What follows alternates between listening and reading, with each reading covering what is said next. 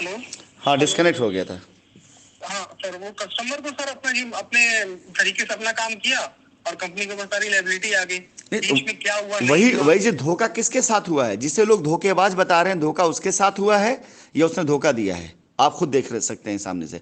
मैंने अगर नहीं देना होता, मेरी नियत देने की नहीं होती, तो आपको या किसी और को कम से कम एटलीस्ट रजिस्ट्री तो करके मैंने दिया है ना कानपुर को। उसके अंदर आपके पास तो एक राइट है कि आप जा करके सीधा लीगल तरीके से तहसील में जाएं, वहां पर पक्की पैमाइश की एप्लीकेशन डाल दें, वहां से आकर के लेखपाल पैमाइश करेगा, कब्जा उतना आपको मिल जाएगा, इसकी तो गारंटी हो चुकी है। हमने इसकी भी लड़ाई नहीं लड़ी आपकी पीआईएल पर, आपके उसके ऊपर। हम तो कोर्ट के अंदर ये सीधा सीधा डाल सकते हैं कि भाई हमने रजिस्ट्री कर दी, बचता क्या है?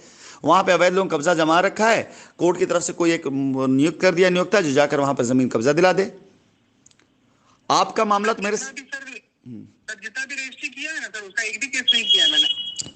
अरे मैं एक बात बोल रहा हूं, जिसका आप रोना रो रहे हैं, आप हम समझ गए सर, एग्जांपल आपने नहीं रोए, आपने नहीं किया, हम तो कर सकते हैं ना कि भाई हमने इतनी रजिस्ट्री कर दी। आपका तो ऐसे ही मामला अपने आप बम बम हो जाएगा कि जिन्होंने रजिस्ट्री करा रखी है वो सीधा जा करके तहसीलों में जहां पे भी उनका वो है, जा करके वहां पर एप्लीकेशन दे दे, पक्की पैमाइश के लिए डाल दे, 1000-1500 रुपए खर्चा होगा, उनका प्लॉट उनका कब्जा मिल जाएगा, खत्म बात। कस्टमर नहीं करेगा, हम करेंगे इस काम को। ये तो मसला ही नहीं हमारे लिए। जो आप छोटी सी बात पूछूं क्या? हाँ पूछिए सर आप तो सर धनवान हैं सर। 5 कट्ठा 10 कट्ठा पटना में, बिहार में और कोई भी जगह ऐसा छोटा मोटा प्लॉट नहीं है सर आपके पास? एक सवाल करूं क्या? कुछ बर्निंग कस्टमर के लिए सर बोल रहा मैं हूं। एक सवाल करूं आपसे, मैं भी पूछूं एक सवाल। जी सर। आपने कोई अवतार लिया है या आप कोई विशेष मानव पुरुष हैं आपकी? मैं सिर्फ आपको देखूं, बाकी लोग जो वहाँ पटना में, राजगीर में या कहीं और, वो क्या बेचारे बेवकूफ़ हैं? मैं करूंगा नहीं सर। सबके, करूंगा सबके लिए करूंगा, मैं चुपके से किसी के लिए नहीं करूंगा। मैं फिर से सवाल करता हूं ना कि बचा ही क्या मेरे पास अब? ये बर्निंग कस्टमर आपका है, आपको परेशान कर रहा है, कंपनी को भी कर रहा है, इसमें दो राय नहीं है। ये प्रेशर आपके ऊपर है। आप इन 4-5 कस्टमर को छोड़कर, किनारे करके, एक बार उनसे बात कर, मेरी बात कराकर, जो 70-80 कस्टमर उनकी तो लाइबिलिटी, उनका तो खत्म कराओ केस पहले। मैं 5 कस्टमर नहीं, आपको 25 कस्टमर सेटलमेंट दे दूंगा।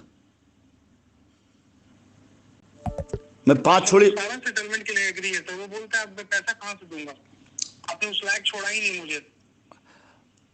तो आप उनको बोलो कि कम से कम किसी एप्लीकेशन। का 10 लाख है सर, किसी का 20 लाख प्रिंसिपल है, किसी का 50 लाख प्रिंसिपल है। हम उसके उसके उसके रास्ते पे भी जा सकेंगे, लेकिन कम से कम सामने वाला बंदा अगर, हम बात बाकियों से जो केस में नहीं उनसे बात कर रहा हूं मैं, इसके बारे में भी हम उससे बात कर सकेंगे। आप लोग, आप सक्षम हैं, परवीन सक्षम है, 2-4 लोग और सक्षम है, ऐसी ज़मीनें हम दे सकते हैं कि भाई ठीक है, आप अपने कस्टमर से मत लीजिए, हम आपके नाम पे ज़मीन कर सकते हैं कि ज़मीन हमने आपको कर दी, जाइए इस ज़मीन के ऊपर अपना जो है काम करिए, कुछ फ्रेश कस्टमर लाइए, जो दे सकता है उसको कराइए, 2-4-6 महीने का समय ले लीजिए। यहाँ पर उनको बोलिए भाई ठीक है, हम किसी और बेच का पैसा दे रहे हैं।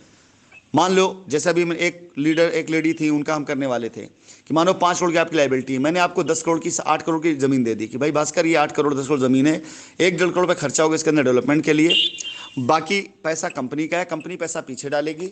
आप इसको अपने कस्टमर किसी को दिखाई, जिसकी मर्जी लेगा, नहीं मर्जी नहीं ले, कस्टमर होगा उसको आप पार्शियल पेमेंट लीजिएगा, बाकी किसी आप फुल लीजिएगा। 2-4 आप कस्टमर दिखा सकते हैं कि भाई देखो ज़मीन मेरे पास आ गई इतनी वैल्यू की, हमें काम करने, हम बेच करके दे देंगे।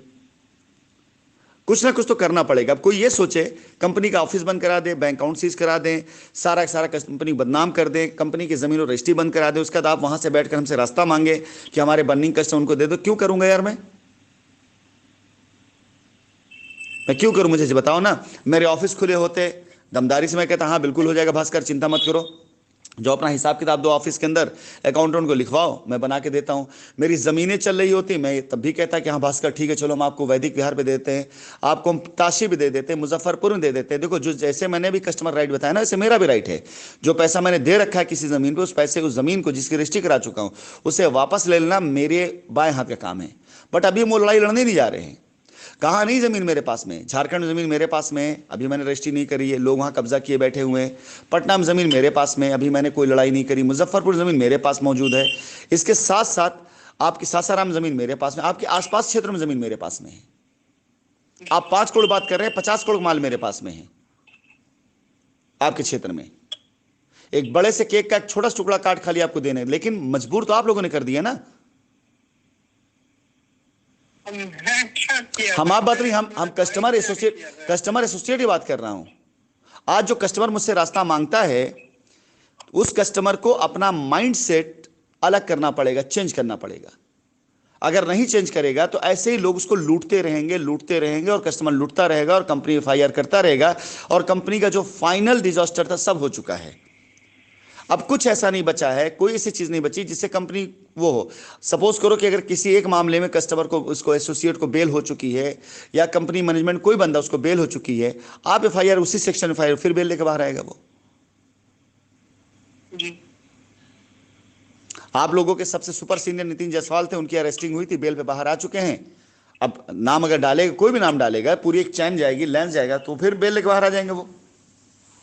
जी सर। क्या मिले कस्टमर को? आपको एक घटना बताता हूं। मुझसे कल परसों बात करी, एक लीडर ने बात किया बनारस के, और उसने जब बात करी, उसने जो बात कही वो सामने वाली पार्टी की बात गलत भी नहीं है। उसने बोला डॉक्टर अमिताभ साहब को उसने जो उनके अकाउंट के अंदर करोड़ों रुपए दिए थे, उस करोड़ों रुपए की वजह से जाके जब डॉक्टर साहब मिला, वो उसने उससे बोला कि डॉक्टर साहब आपको पैसे दिए गए थे, आप अपना जो अकाउंट पैसा वो तो हमें दे दीजिए, बाकी हम कंपनी का अपना देख लेंगे, कंपनी पे जो कर लेंगे। तो उस डॉक्टर साहब ने जवाब दिया कि भाई साहब मुझे तकरीबन 1.5-2 साल हो गया है जेल काटते काटते, बहुत होगा 1.5-2 साल और काटूंगा जेल, बाहर आ जाऊंगा तो पैसा क्यों दूंगा आपको जब सजा काट के आऊंगा। तो ये तो लोगों का वो बन चुका, माइंडसेट बन चुका है। अब पैसा दिया उसने डॉक्टर अमिताभ को, जवाब दिया डॉक्टर अमिताभ ने, मुकदमा डाले किसके ऊपर? वो कंपनी पर। अभी तो जांच का विषय है ना, तो मैं जांच कर रहा हूं ना उसके कायदे से कि भाई जांच, क्योंकि अगर जांच हो जाएगी ना तो मैं क्लियर हो जाऊंगा। मैं एफआईआर कंप्लेन वाला लायबिलिटी उतारते जाऊंगा तो शायद हो सकता है ना क्लियर हूं। और आप क्या ये गारंटी दे सकते हैं पूरी तरह से कि सारा सारा पैसा आप लोगों ने कंपनी अकाउंट में दिया हुआ है? कुछ पैसा आपने कैश में भी दिया होगा। पटना के ऑफिस में दिए हुए हैं सर, लखनऊ ऑफिस में भी जाके दिए हैं सर, बहुत बार आपको भी दिया है सर। मैं ये नहीं कह रहा, एक मिनट, आप मेरा सवाल नहीं समझे। आपने पटना के ऑफिस, देखो मेरा सवाल इसलिए नहीं कि मैं आपको कहीं से इस सवाल में वो करना चाहता हूं, मेरा एक सवाल ये है, उसको समझिए। आपने जिन पैसों को बैंक में ट्रांसफर किया, बैंक टू बैंक, वो पैसे खड़े होते हैं लीगल में। आपने पटना में दिया हो, ऑफिस में दिया हो, लखनऊ में दिया हो, हमको दिया हो, काशी में दिया हो, मथुरा में दिया हो, मदीना में दिया हो, काबा में दिया हो, कहीं भी दिया हो हाथ में जाकर किसी को, सामने वाला बंदा अगर ये कह देता है कि नहीं हमें पैसा नहीं दिया है, तो प्रूफ आपका खत्म हो जाता वहीं पर। मैं ये सवाल कर रहा हूँ।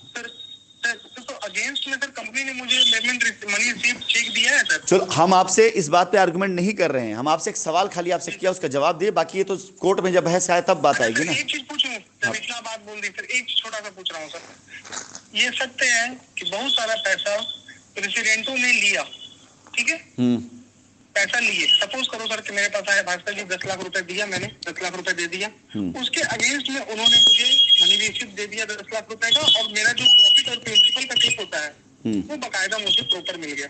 ये सत्य है कि डॉक्टर प्रवीण हो चाहे अमित हो या जो भी हो, ये लोग गलती, चोर तो नहीं है, जो भी हो, तो गलती इन्होंने कभी नहीं की आपके साथ, लेकिन ये क्यों हो गया सर? तो क्या इसमें मैं एलिजिबल नहीं हो सकता? मैं आपको एक लीगल जवाब देता हूं, एक लॉजिकल जवाब देता हूं। लॉजिकल आप अपनी जगह सही हैं, बिल्कुल लॉजिकली आप अपनी जगह बिल्कुल सही हैं, लेकिन ये लॉजिक तब लागू होता है जब व्यवस्था प्रॉपर चल रही होती। आपने हमें भी पैसा क्यों दिया था मेरे हाथ में ला करके, और आज आप रो रहे हैं या कस्टमर आपको परेशान कर रहा है, क्यों? क्योंकि कंपनी चल रही थी, व्यवस्था चल रही थी। जब एक व्यवस्था चल रही होती है पूरी तरीके से, तो उस व्यवस्था में कोई भी चीज लॉजिकली अगर वो प्रूव हो जाती है तो वो एक्सेप्ट कर ली जाती है कि हाँ नहीं यार बंदा सही कर रहा है। लेकिन जब कोई चीज चली जाती है लीगल पे, और लीगल में जाने के बाद चीज लीगल आ जाती है, तो फिर वहां पर लॉजिक खत्म हो जाता है। फिर वहां पर सिर्फ और सिर्फ और सिर्फ एविडेंस, प्रूफ और डॉक्यूमेंट्स चलते हैं। दूसरी चीज, कोई भी वेबसाइट आप ले लो उठा करके, उससे जनरेटेड कोई भी पेपर, कोई भी डॉक्यूमेंट्स जो किसी ऑथराइज्ड ऑर्गेनाइजेशन से रजिस्टर्ड हो, लाइक आपका ये ले लीजिए जो आईआरसीटीसी का होता है, जो जिस पे आप टिकट बुक करते हैं, वो हो गया।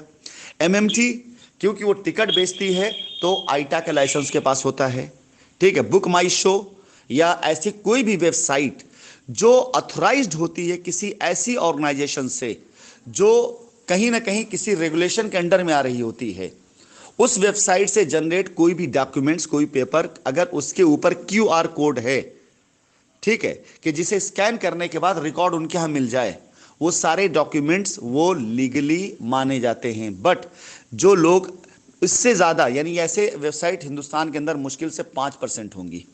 95% वेबसाइट अनऑर्गेनाइज सेक्टर की हैं। कोई दुकानदार अपनी वेबसाइट बना लिया, किसी ने उसके अंदर हैक होने की बहुत ढेर सारी संभावनाएं होती हैं, जो मल्टीपल टर्मिनल पे खुलती हैं। मैं आपको लीगल बता रहा हूं, जो मल्टीपल टर्मिनल खुलती है, जिसके अंदर मास्टर का कमांड कई लोगों के पास में होता है, अंदर मैनिपुलेशन का वो रहता है, और जो स्टाफ के जरिए ओपन किया जाता है, जो पेड स्टाफ जरिए, उन वेबसाइट से अगर कोई भी डॉक्यूमेंट जनरेट होता है तो लीगली उन डॉक्यूमेंट्स को क्लेम किया जा सकता है कि अथेंटिक है या नहीं है। समझ गए?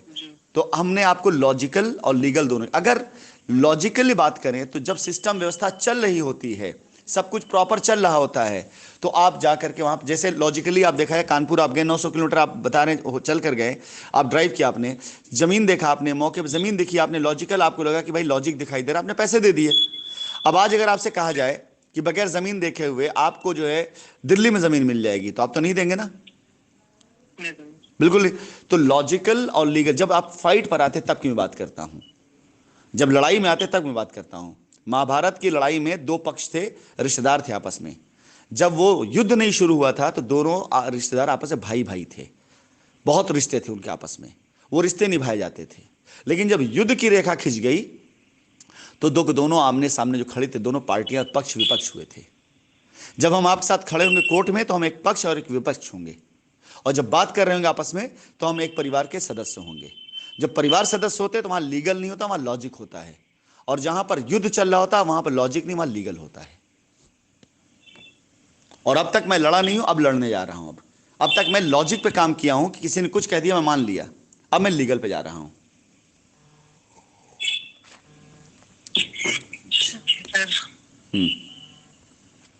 मैं क्या बोलूं सर? पता नहीं मैं क्या बोलूं सर, मैं बस कुछ समझ में नहीं आता। यहाँ आप हैं सर, यहाँ कस्टमर तो 20 के घंटा हो गया सर। कंपनी सोल्यूशन उस हिसाब से दे नहीं पाएगी, और कस्टमर बोलता है मुझे पैसा चाहिए या भैया 100%। एक मिनट, हाँ जूम लिंक ऑन कर दो, मैं बस आ रहा हूँ उसके ऊपर, ऑन कर दो जूम लिंक, और बाकी प्राइवेसी सारे वो लगा देना, सिक्योरिटी सारी लगा देना। ठीक है सर। चलिए बस खाली इतना कहना है, कि देखिए मैं भी तैयार था और मैं भी तैयार हूं, मैं भी तैयार रहूंगा।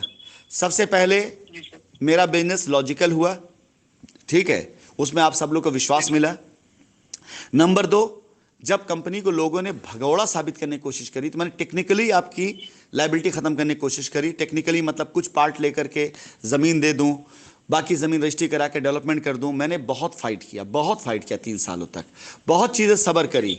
आज खून के अंदर उबाल इसलिए नहीं आ रहा है कि हाँ किसी से मुझे कोई लड़ाई लड़नी, बल्कि इसलिए आ रहा है कि लोगों ने मुझे इतना चीट किया 3 साल में। जितना लोगों ने कंपनी पर आरोप लगाया वो पूरा का पूरा चीटिंग कस्टमर साथ या सिर्फ मेरे साथ थी, और किसी साथ नहीं थी। तो आज वो टेक्निकल तरीके से आपकी लायबिलिटी खत्म करने का भी दौर चला गया। अब बचता है लीगल का।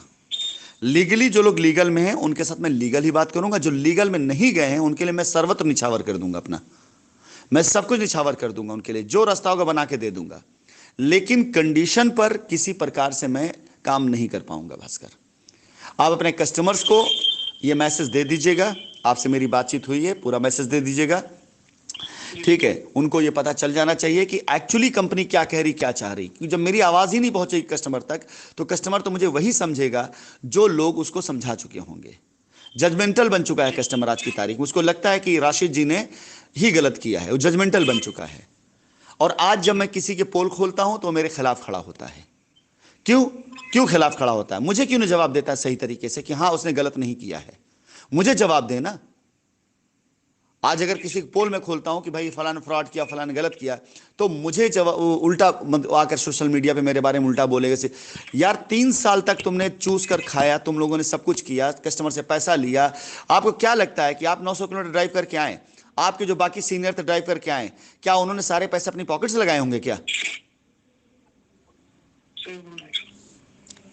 इस बात को आपने धीरे से क्यों कहा? सही बोलने सर, जो देखा नहीं उसको जोर से नारा लगा कह रहे हैं कि कंपनी भाग गई, और जो आपको प्रूवन है आपके सामने उसको धीरे से सही बोलने सर।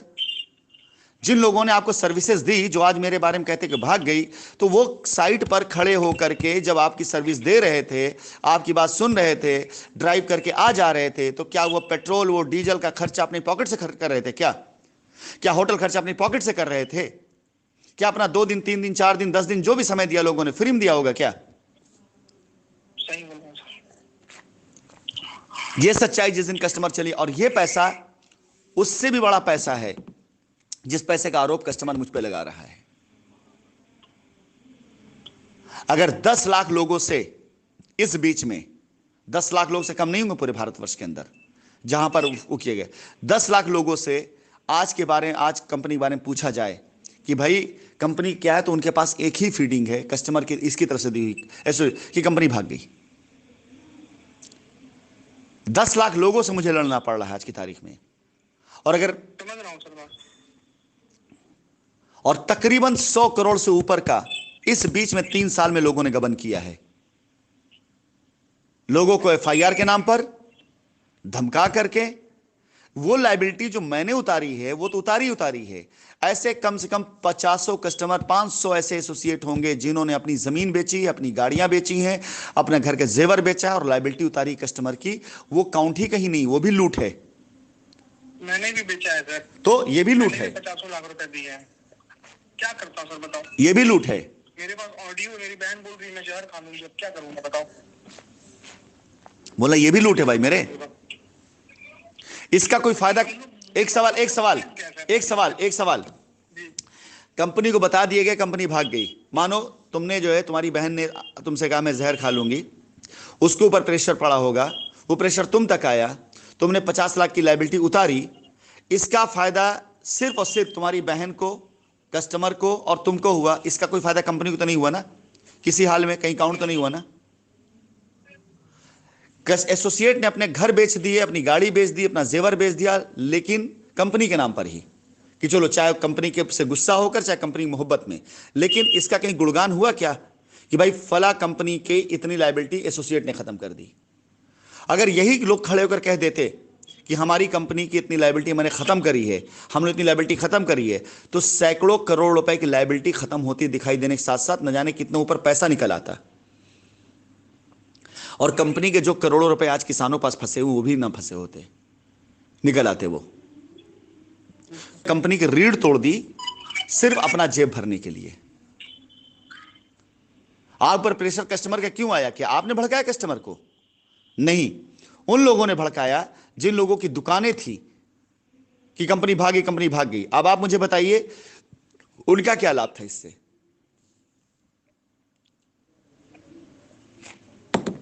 सर मैंने तो क्या बोलूं सर, 21-22 तक वेट किया कि शायद अब हो जाए, लेकिन भाई लग है सर।